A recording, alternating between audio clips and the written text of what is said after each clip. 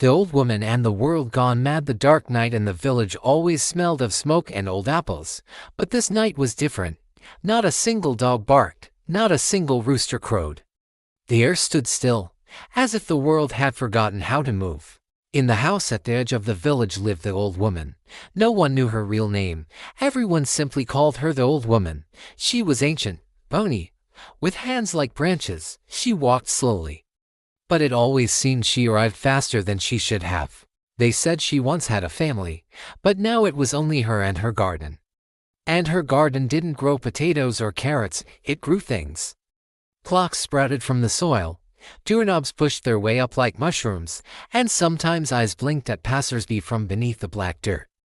The neighbors tried not to look at her garden, but sometimes at night they swore it was breathing. The first crack in the world. One morning, the world cracked, literally. A long white line appeared in the sky, like a fracture on a window pane. It spread wider, dripping black liquid. Villagers ran, shutting windows, but the liquid fell on houses, and the houses began to laugh.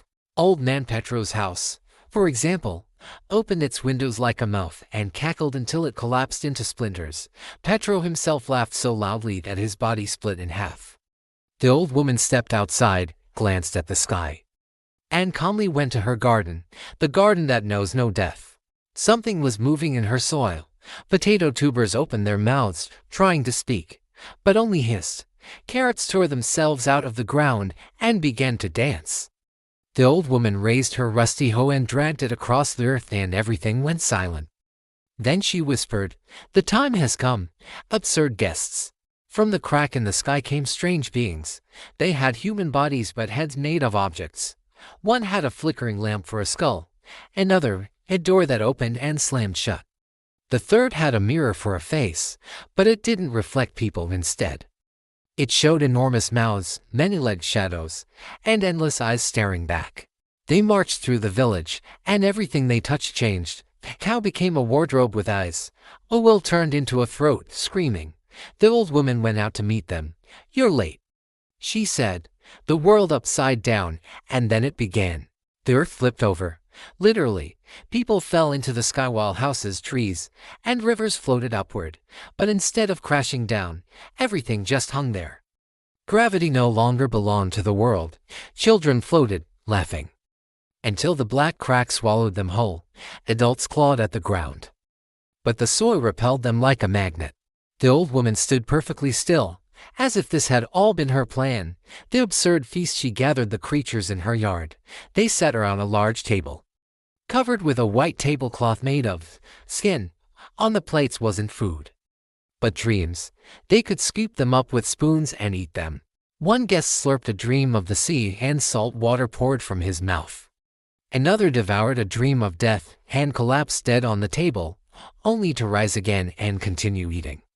The old woman poured boiling water into glasses, but in the water swam human voices.